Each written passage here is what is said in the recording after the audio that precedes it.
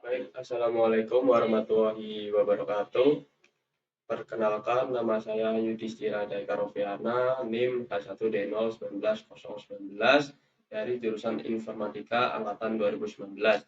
Saya di sini akan mempresentasikan atau mendemokan sistem saya yang berjudul Sistem Mendukung Pembatasan Kelayakan Kredit kepada Nasabah menggunakan metode TOPSIS. Selanjutnya kita akan langsung masuk ke halaman login. Halaman login adalah halaman utama yang akan diakses oleh user untuk masuk ke sistem pendukung keputusan. Di sini kalau apabila user belum memiliki akun, maka alangkah baiknya untuk melakukan registrasi dan mengisi form yang tersedia.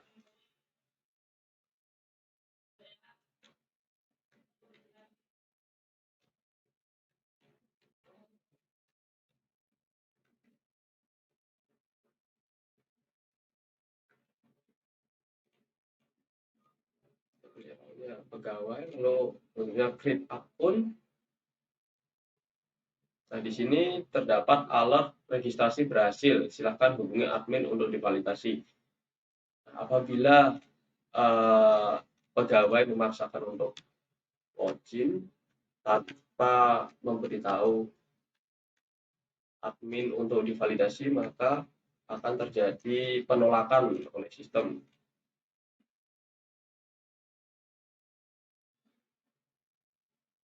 Nah, terdapat alat login gagal, silakan coba lagi. Selanjutnya kita ke halaman admin. Kita masuk menggunakan akun admin.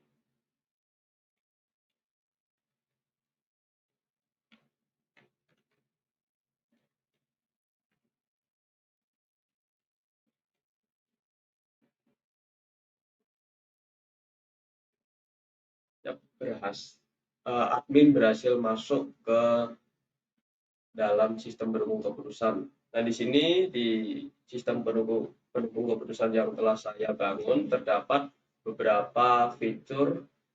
Salah satu adalah kuesioner penurunan kuesioner bobot, akun pengguna, periode, daftar debitur, daftar pinjaman dan lain sebagainya. Nah, untuk validasi akun pengguna yang telah mendaftarkan, maka di sini terdapat daftar pengguna dan serta role-nya masing-masing. Di sini ada akun pengguna yang telah divalidasi dan belum divalidasi dan menunggu validasi oleh admin apakah disetujui atau tidak gitu. Nah, di sini terdapat halaman kuesioner. Tujuan dari dibuatnya fitur kuesioner ini adalah untuk menentukan bobot setiap kriteria berdasarkan pandangan dari setiap user maupun itu pegawai atau admin. Kita contohkan. Nah, di sini belum ada data yang masuk, kita gunakan untuk mengisi. Di sini contohnya bobot karakter nilainya sangat penting, bobot kapital penting, bobot capacity penting, dan kolateral penting, dan condition of economy sangat penting. Di sini ada informasi terkait bobot kriteria. Apabila sangat penting itu nanti poinnya 5, penting 4, dan seterusnya. Lalu di sini ada penjelasan tentang kriteria. Di sini ada 5 kriteria dan terdapat penjelasannya masing-masing. Kita coba untuk men-submit.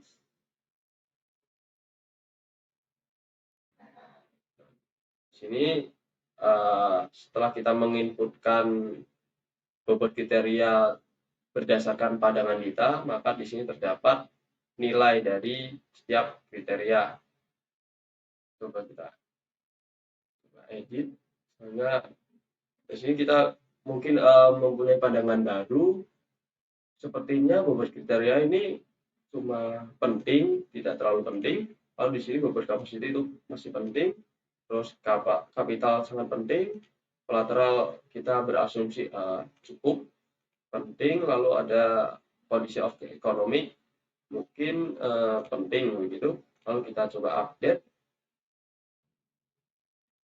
Nah, di sini berubah poinnya berdasarkan apa yang kita ubah begitu. Lalu sebenarnya ini untuk menghapus, ini keluar pop-up, Anda yakin menghapus data ini?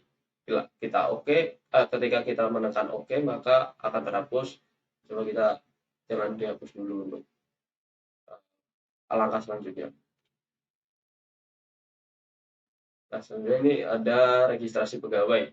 Apabila pegawai membuat akun baru dan meminta validasi, maka kita akan melakukan validasi. Nah, validasi ini berfungsi untuk memvalidasi siapa saja yang berhak mendapatkan akses ke sistem. Apabila tidak ada halaman validasi ini, maka semua orang yang mendaftar akan dengan mudah masuk ke dalam sistem. Gitu. Kita contohnya memvalidasi nama pegawai Sucipto. Nah, di sini Sucipto dengan keterangan tervalidasi, artinya hilang begitu, otomatis hilang begitu. Lalu dan akun dari Sucipto ini sudah bisa digunakan oleh Sucipto. Lalu selanjutnya adalah menu periode. Nah, menu periode ini adalah untuk mengelompokkan pinjaman dan penilaian debitur sesuai dengan periode yang telah ditentukan. Di sini kita bisa menambah periode dengan mengisi form, cuma hanya deskripsi periodenya itu mau bulan, tahun, atau terserah dengan pengguna. Ini kita update periode Mei 2024. Di sini semisal kita ubah menjadi Agustus 2024,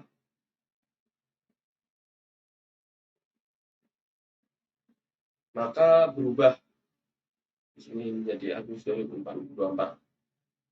Selanjutnya ada fitur tambah daftar debitur. Nah, di sini terdapat daftar dari debitur yang telah dimasukkan oleh pengguna. Jadi di sini ada nama Dedi Sunaya dan seterusnya. Di sini ada penanggung jawab. Nah, penanggung jawab ini adalah uh, orang yang menginputkan data-data tersebut. Contoh admin, Yudhistira itu adalah admin, jadi yang diinputkan oleh admin adalah ini. Lalu ada role pegawai, contohnya Pak Sulaiman ini mengusulkan Rina Rosita dan Sartiwen menginputkan Sumini begitu. Lalu di sini ada fitur tambah debitur. Nah, di tambah debitur ini pengguna perlu mengisikan beberapa data yang dibutuhkan oleh sistem. Contohnya Ultraman, kita tulis acak saja nomor KTP-nya, nomor HP. Nah, di sini saya lupa untuk menjelaskan apabila terdapat bintang merah itu artinya wajib untuk diisi. Apabila tidak ada bintangnya itu pengkondisian saja, bisa diisi atau tidak perlu sesuai dengan kebutuhan. Misal kita contoh isi semua, nama pasangan Musfifah.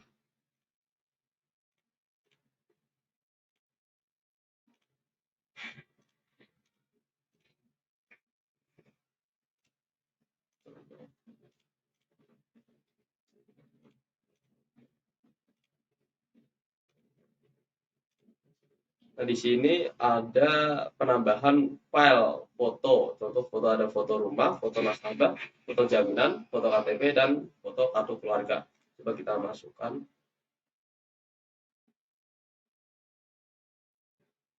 Coba tadi foto rumah, foto nasabah,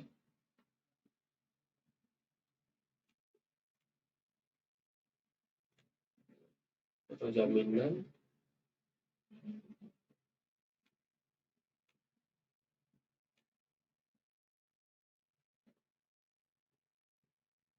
foto KTP.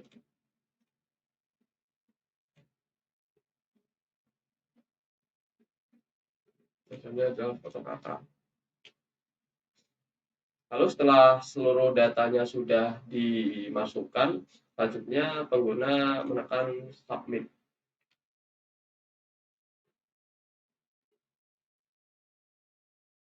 Nah, data baru debitur sudah berhasil dimasukkan Ultraman. Nah, di sini kita dapat menghapus atau melihat detail. Coba kita melihat detail dari itu. Nah, di sini terdapat foto dari calon debitur dan menampilkan seluruh data atau biodata dari debitur.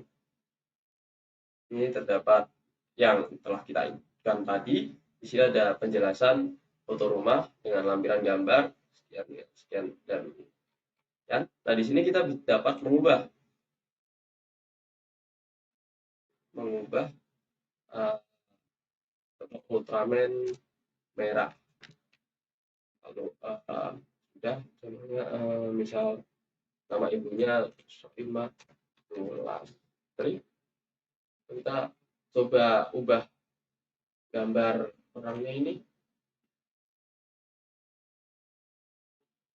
dengan contohnya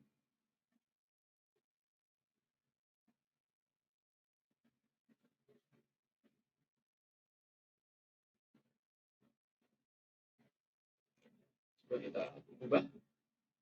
Terusnya setelah data-data yang dirasa harus diupdate telah selesai diupdate, maka selanjutnya menekan tombol update data.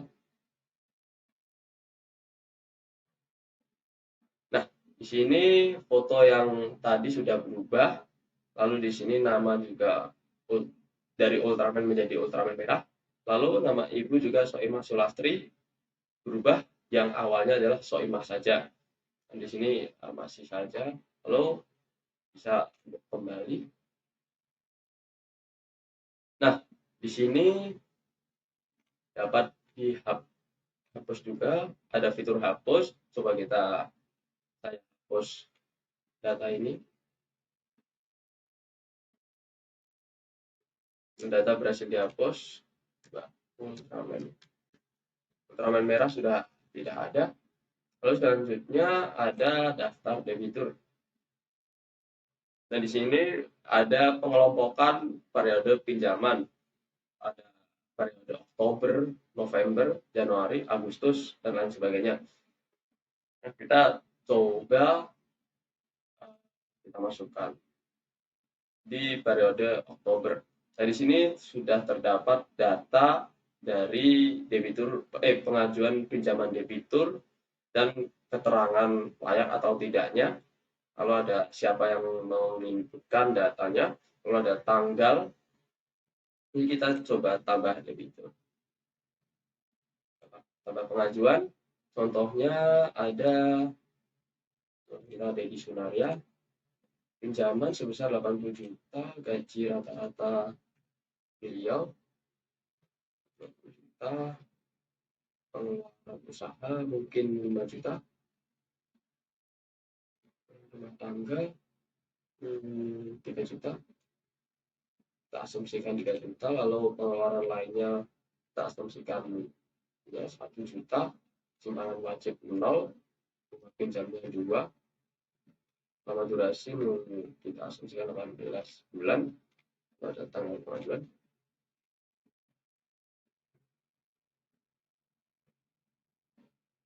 Nah, di Sunaria sudah ada yang baru ini yang 80 juta. Nah, di sini kita dapat melihat detail dari pinjaman. Ini ada di Sunaria, pengajuan pinjaman 80, besar bunga 2%, simpanan wajib 0, lama angsuran 18 bulan, gaji rata-rata per bulan sekian, dan sekian-sekian. Nah, di sini terdapat perhitungan gaji bersih. Gaji bersih ini ditentukan dari pengurangan gaji rata-rata oleh pengeluaran usaha, rumah tangga, dan lainnya didapatkan hasil 11 juta. Nah, RPC per bulan ini didapatkan dari 75% dari gaji bersih. Lalu didapatkan nilai sekian. Lalu ada angsuran pokok. Angsuran pokok adalah angsuran per bulan di mana debitur harus melunasi besarannya. Nah, di sini ada angsuran berbunga per bulannya itu adalah 1.600.000. Lalu angsuran per bulan itu adalah total dari angsuran pokok ditambah dengan angsuran bunga. Jadi ada total pinjaman yang harus dilunasi selama 18 bulan tersebut, yaitu 100 juta sekian. Lalu ada rekomendasi pinjaman maksimal adalah sekian. Ada tanggal pinjaman sekian. Lalu apabila kita masih, ternyata ada salah input data, coba kita ubah. Di sini mungkin bunga pinjaman flatnya terlalu besar, kita ubah menjadi 1,5.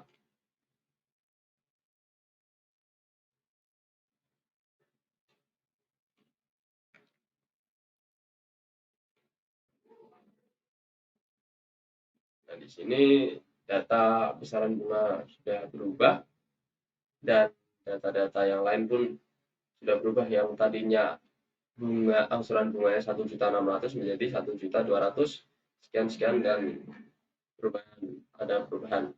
Nah, di sini terdapat cetak data pengajuan pinjaman.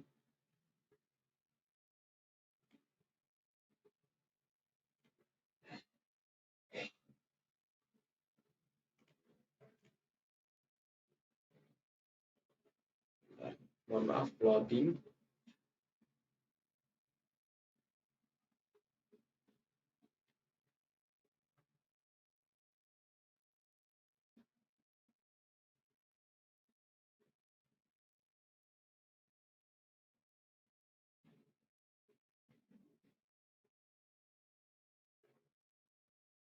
Nah, di sini sudah secara otomatis dicetakkan oleh sistemnya menjadi lebih detail dengan identitas nasabah, lalu kemudian ada perhitungannya, kemudian ada putusan dan syarat kredit, dan ada status kelayakan.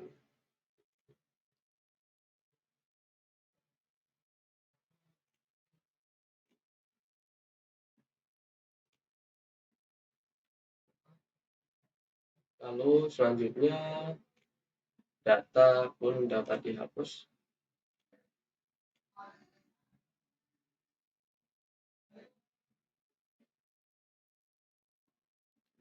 Lama saya pun tidak tahu. Nah, data yang tadi yang pinjaman 80 juta berhasil dihapus, menghilang dari list dari pengajuan pinjaman debitur.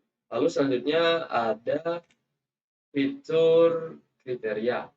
Kriteria ini adalah menampung nilai bobot dari setiap kriteria yang telah didapatkan. Nah, di sini ada tabel kriteria yang dari kuesioner bobot. Nah, dari kuesioner bobot, contohnya admin menginputkan pandangannya, lalu ada pegawai menginputkan pandangannya, dan seterusnya. Lalu semuanya itu akan dirata-rata. Ini adalah rata-rata dari karakter kapasiti, rata-rata dari setiap kriteria. Apabila kita ingin menggunakan, kita tinggal menekan tombol gunakan, hanya data akan berubah. Data akan berubah mengikuti rata-rata berdasarkan kuesioner. Di sini kita dapat mengubah datanya. Kita kembalikan lagi.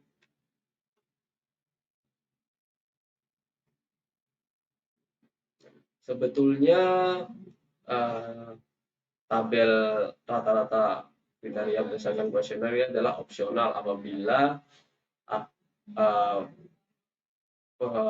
pimpinan dari PT LKM BKD Purwokerto ingin melakukan pemungutan suara berdasarkan bobot dari kriteria masing-masing. Apabila yang ini adalah yang mungkin yang opsional juga, apakah ingin dilakukan secara manual atau tidak begitu. Yang tadi update sudah berhasil, lalu selanjutnya ada daftar penilaian. Daftar penilaian ini adalah menampung setiap penilaian dari pada kriteria-kriteria yang telah didaftarkan. Contoh kita masuk ke penilaian karakter. Nah, di sini pada penilaian karakter terdapat 5 penilaian. Ada nasabah baru, nasabah lama, dan lain sebagainya. Contoh kita coba ubah. Coba kita tambah penilaian.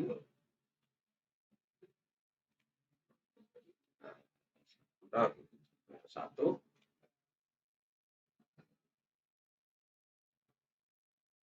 Nah, di sini sudah bertambah ya, datanya tambah 1 gitu. Kita juga dapat mengubah datanya. Kurang baik. 2. Nilainya jadi 2. Selanjutnya, data yang telah kita ubah tadi sudah berubah datanya. Lalu di sini ada fitur hapus data. Nah, di sini data berhasil dihapus. Di daftar penilaian ini terdapat banyak kali, ada 5 ya teman-teman penilaian. Ada kapasiti juga.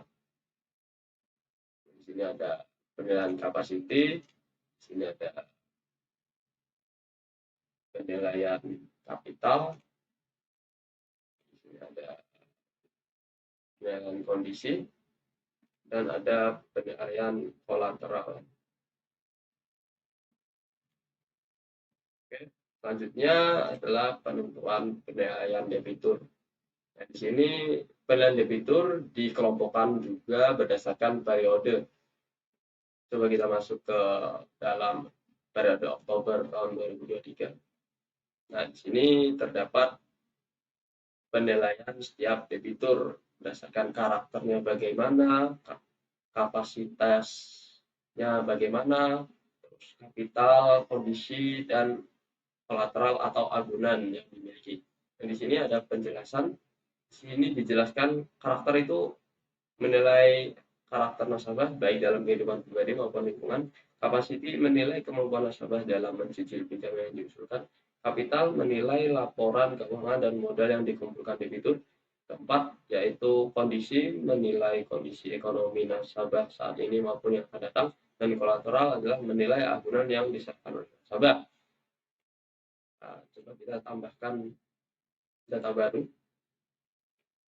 Di sini tidak keluar ini karena pada setiap periode hanya diizinkan 1 kali penilaian pada nasabah, tidak bisa dilakukan 2 kali penilaian pada nasabah yang sama. Lalu di sini ada nasabah yang belum dinilai, contohnya. Nah, di sini keluarlah penjelasan untuk penilaian kapasiti dari daftar pinjaman tadi. Di sini diketahui bahwa Yudhistira tidak layak untuk mendapatkan pinjaman. Mungkin karena dia baru, dan setelah melakukan survei, di sini ada penjelasan aspek karakter untuk nasabah baru. Kemudian dapat dibaca ada 6 poin. Lalu di sini ada penjelasan apabila memenuhi minimal 4 dari penilaian tersebut maka dinilai berkelakuan baik. Kalau kurang dari 4 nilainya berkelakuan kurang baik. Terus selanjutnya di sini ada aspek dengan kapasiti. Adalah dilihat dari hasil perhitungan kemampuan mencicil usulan pinjaman yang diajukan debitur. Hanya ada kapital, penjelasannya tercantum, lalu ada aspek dengan kondisi. Di sini ada 5 poin juga. Lalu di sini ada penjelasan terlampir. Lalu di selanjutnya adalah penilaian kolateral. Penjelasan juga terlampir. Ini kita asumsikan di sini kapasitinya ternyata Yudhistira tidak mampu mencicil. Di sini ada kapital, kondisi, bagaimana kondisi laporan keuangan debitur yang diajukan itu mungkin masih ternyata masih belum sangat mencukupi. Lalu ada keberlangsungan usaha debitur ke depannya, kita asumsikan mungkin prospeknya cukup. Lalu ada kolateral atau status jaminan. Status jaminan di sini kita asumsikan nilai agunan setiap tahun naik, namun agunan milik bersama status kepemilikannya. Kita coba submit.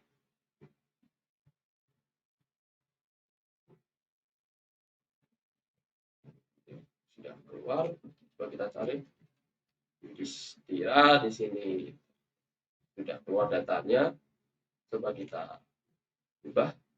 Apabila ingin diubah, ternyata nasabah baru itu berkelakuan kurang baik. Coba kita ubah.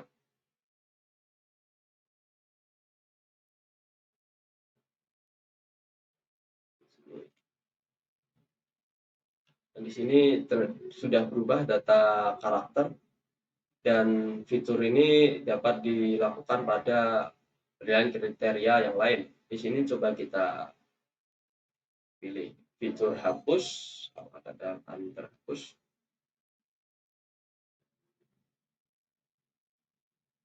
Nah, di sini ada pop-up data telah berhasil dihapus. Coba kita cari data Yudhistira. Di sini sudah tidak ada data karena sudah dihapus. Selanjutnya untuk menentukan melihat hasil dari analisis perhitungan topsis, kita dapat menekan tombol submit berikut. Nah, di sini terdapat hasil final dari penilaian debitur. Ini terdapat penjelasan-penjelasan dan keterangannya. Nah, dari keterangan ini, apabila nilai debitur itu dari 0 sampai 30%, maka diasumsikan bahwa tidak layak. Apabila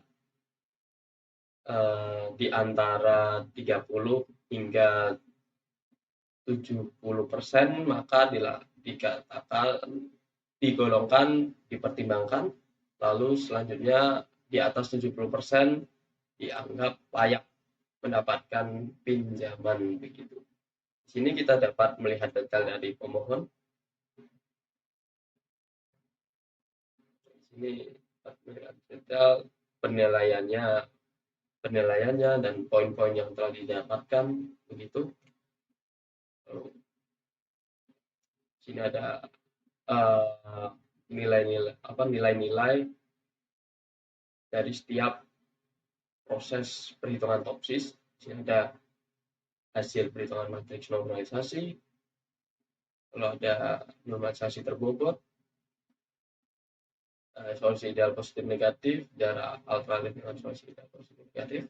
Ada nilai preferensi. Nah, nilai preferensi ini dikalikan dengan 100%, didapatkanlah hasil dari nilai setiap alternatif atau setiap debitur.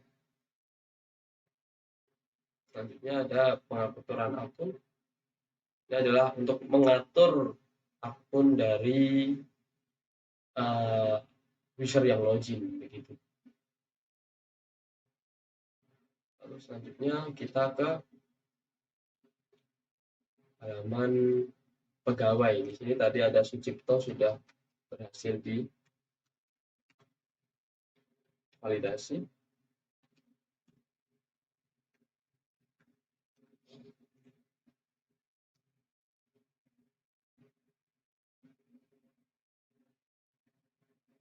Ini berhasil masuk ke dalam sistem menggunakan akun dari Sucipto dengan role pegawai. Di sini terdapat perbedaan ya.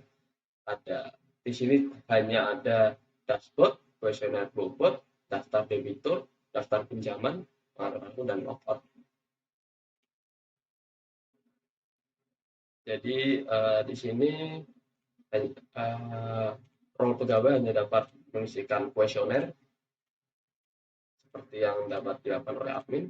Contohnya kita submit. Ini berubah sama dengan yang ada di admin. Ini ada debitur. Daftar debitur itu sama dengan admin. Di sini ada penjelasan bahwa apabila pegawai menginputkan data debitur, maka pegawai tersebut hanya dapat melihat data yang telah dimasukkan, tidak dapat melihat seluruh data. Begitu pula pada daftar pinjaman. Di sini pegawai hanya dapat menginputkan data sesuai dengan apa yang telah diinputkan oleh pegawai, tidak dapat menentukan dari pegawai yang telah diinputkan oleh pegawai lain atau oleh admin. Berbedanya pada admin, di sini admin dapat melihat seluruh data yang telah dimasukkan oleh pegawai ataupun admin itu sendiri. Ini ada di daftar debitur. Di sini ada data penjelasan penanggung jawab, siapa saja yang memasukkan data. Jadi decisionalnya dimasukkan oleh Yudhistira sebagai admin. Kalau dari Narosita yang dimasukkan oleh Sulaiman, Sumini, dan Sartiwan. Seperti itu perbedaan role admin dan role pegawai. Sekian dari demo sistem saya. Saya mohon maaf bila terdapat kesalahan dan kurang jelasnya penjelasan saya. Wassalamualaikum warahmatullahi wabarakatuh.